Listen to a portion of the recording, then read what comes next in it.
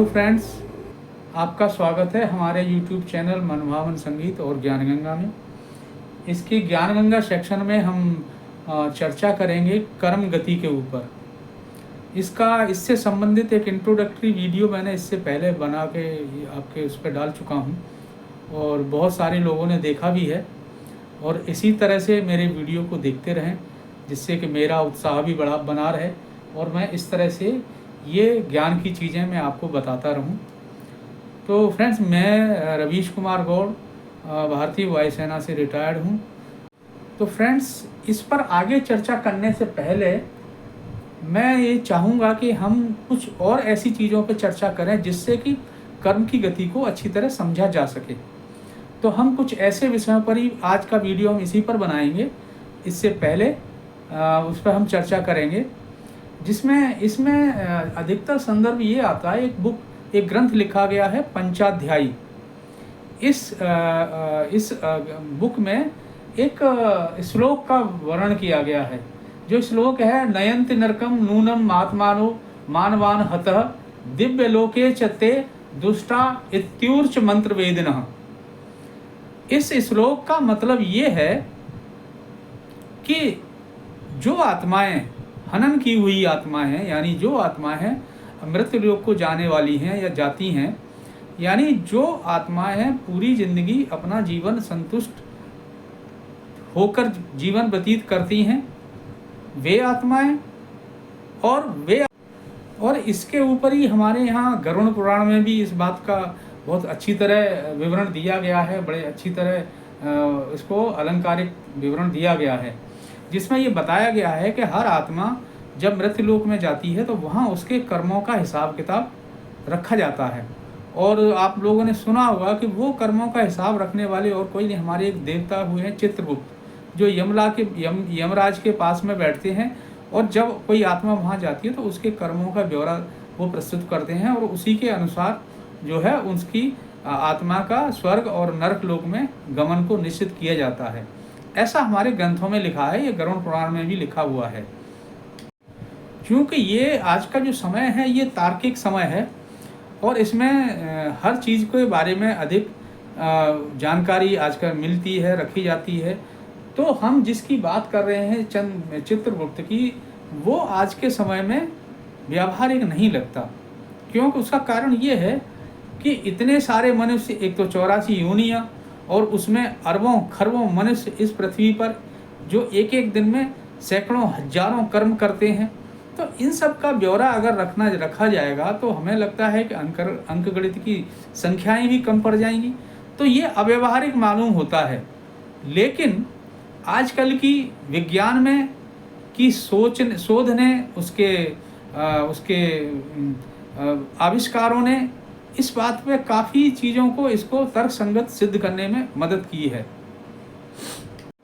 जिसमें कि नई आविष्कार से ये संभव हुआ है, जिसमें ये लोगों ने खोज करके बहुत सारे परिणाम ऐसे निकाले हैं। जिसमें एक डॉक्टर फ्राइड हुए हैं जिन्होंने मनुष्य की मानसिक रचना का अध्ययन किया हुआ है और उसका वर्णन करते हुए बताया है कि जो भी भले या बुरे काम ज्ञानवान प्राणियों द्वारा किए जाते हैं, यानी जो भी कर्म भले और बुरे दोनों मनुष्यों के द्वारा किए जाते हैं, उनका सूक्ष्म चित्रण अंतम चेतना में होता रहता है। इसका उदाहरण, पुराना उदाहरण जैसे ग्रामोफोन की तरह है। जैसे आपने देखा होगा कि ग्रामोफोन में इतना लंबा चौड़ा गाने को एक छोटी सी सूक्ष्म रेखा के रूप में अंकित करके उस रिकॉर्ड पर कर दिया जाता है और जब उस पर सुई पड़ती है तो वो गाना बजने लगता है। इसी तरह से इस तरह आदमी के, दोनों तरह के आदमियों के, अच्छे वाले ज्ञानवान और सद्बुद्धि वाले और बिना बुद्धि वाले लोग, जो अज्ञानी लोग, उन दोनों की ही कर्मों का रेखाओं के रूप में चित्रण होता रहता है। इसको किस तरह उन्होंने सिद्ध किया है ये मैं आपको बताता हूँ।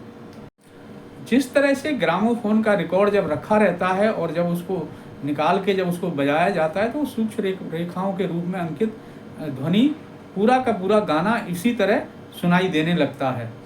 इसी तरह जब भी कोई भी सुई की रगड़ इन रेखाओं पर होती है जो आदमी के अंतरात्मा पर अंकित हैं, यानी कोई भी परिस्थिति उस समय ऐसी पैदा होती है जो उससे संबंधित होती है, तो वे सारी रेखाओं के अंदर जो चित्र जो अंकित हैं वो सारे उभरने लगते हैं। और प्राचीन काल में भी भारतीय विद्वान कर्म रेखा के बारे में, हमारे यहाँ तो बहुत पहले से ये चीज़ें लिखी हुई हैं कि कर्म रेखा नाहीं मिटे चाहे लाख करे कोई जतन। यानी अनेकों ऐसी प्रथाएं हैं जहाँ ये हमें मिलता है कि इस तरह की कर्म की रेखाएं आदमी को अंकित होती रहती हैं, जो आदमी के कर्मों के अनुसार होती हैं इस तरह के, और वे बिना फल दिए हुए नहीं मिटती हैं। कुछ रेखाएं तो आगे मस्तिष्क की आगे की हड्डी पर ब्रह्मा जी ही बनाते हैं, जो कि उनको मिटाया नहीं जा सकता। वो कर्म गति है, उसको टाला नहीं जा सकता, उसको कोई नहीं मिटा सकता।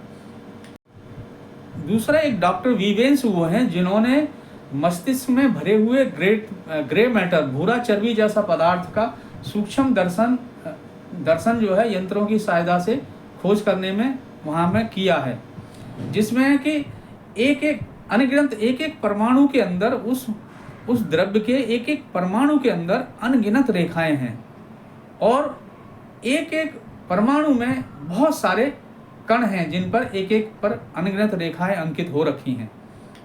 लेकिन उन रेखाओं का इस बात से संबंध स्थापित नहीं हो सका है कि ये रेखाएं क्या आदमी के कर्म के ऊपर आधारित हैं जो उसके अंदर अंकित हैं वो रेखाएं। लेकिन हाँ, दूसरी एक तुलनात्मक अध्ययन में ये पाया गया है कि जो विवेकवान लोग हैं, जो कर्मशील लोग हैं, जो ज्ञानवान लोग हैं, उन लोगों की उस परमाणुओं के अंदर जो अंकित रेखाओं की संख्या बहुत ज़्यादा है। वनस्पति वे लोग जो शिथिल, बिना ऊर्जावान, अज्ञान, जिनके अंदर विवेक नहीं है, ऐसे लोगों की उन ग्रे मैटर के पदार्थों में जो परमाणु हैं उनके अंदर जो रेखाएं की संख्या बहुत कम है। इसका मतलब ये तो सिद्ध होता है कि जो आदमी अधिक कर्म करता है उसके परमाणु, उसके अणुओं के अंदर ज़्यादा रेखा हैं, और जिसके कम है उसके में कम रेखा हैं। यानी इसका मतलब ये हुआ कि चित्रगुप्त का जो सिद्धांत है वो एक्चुअली ऐसा नहीं, हर आदमी का अपना अलग चित्रगुप्त है, और वो हर आदमी के अपनी पूरे दिनचर्या से लेके 24 घंटे उसकी जो है सारी कर्मों के रिकॉर्ड को रेखाओं में परिवर्तित होता रहता है। तो और देखी जाए तो चित्रगुप्त एक पूरे संपूर्ण में सभी लोगों के अंदर एक ही तत्व है, तो वो एक देवता के रूप में इस तरह से उनको स्थापित किया गया है। यानी वही चित्रगुप्त और ये अब ये इस तरह से संभव भी लगता है कि भाई हर एक आदमी का इस तरह से कर्मों का ब्यौरा रखा जा सकता है, जो कि संभव है। तो ये इस तरह से वे ही कर्म की रेखाएं हैं जो कि आदमी की अंतरात्मा पर अंकित हो जाती हैं। वो उसके कर्मों के अनुसार ही होती हैं, और इसी के अनुसार फिर आदमी अपने कर्म गति के अनुसार ही, इन्हीं रेखाओं की गति के अनुसार ही आदमी अपने कर्म के फल को प्राप्त करता है। तो फ्रेंड्स, ये वीडियो मेरे को लग रहा है अभी लंबा हो जाएगा, तो इस विषय को हम आज यहीं करेंगे और इस वीडियो को हम यहीं समाप्त करेंगे। इसके बाद में अगला, इससे आगे की चर्चा हम अगले वीडियो में करेंगे। तो दोस्तों, मेरे ये वीडियो आप देखते रहिए और चैनल को सब्सक्राइब करिए और वीडियो को शेयर और लाइक करें। और दूसरा, आजकल के ज़माने में जो भाग दौड़ की ज़िंदगी है, जो आजकल की जो हमारी नई पीढ़ी इस तरह से भाग दौड़ में लगी हुई है, ना ही बिना सोच समझे आदमी कर्म करे जा रहे हैं, तो उससे ही एक्चुअली देखी जाए तो जो आदमी का जो स्ट्रेस लेवल है इसी तरह बढ़ता है। क्योंकि जब वो इस तरह के कर्मों को करता है और उनके बारे में बिना सोचे समझे आदमी, बिना परिणाम किए हुए आदमी ऐसे कर्मों को करता है, तो स्ट्रेस लेवल बढ़ता है। तो इसी तरह आजकल के ज़माने में इस तरह की शिक्षा का होना बहुत ज़रूरी है कि आदमी अपने कर्मों को किस तरह से निर्धारित करे और वो उनको किस तरह से अपने कर्मों को करने की अपना उसका मन उसको स्वीकृति दे। इसलिए इस वीडियो को अधिक से अधिक लोगों को शेयर करें, और ताकि नई जनरेशन के लोग भी इन चीज़ों को समझें जो हमारे पुराने शास्त्रों में लिखा हुए हैं। ये सब चीज़ें ऐसे ही नहीं हैं, इनके ऊपर, इनके पीछे बहुत बड़े महत्व हैं। तो इसलिए फ्रेंड्स, ये आज का वीडियो हम यहीं समाप्त करते हैं और वीडियो को देखते रहिए। धन्यवाद, नमस्कार।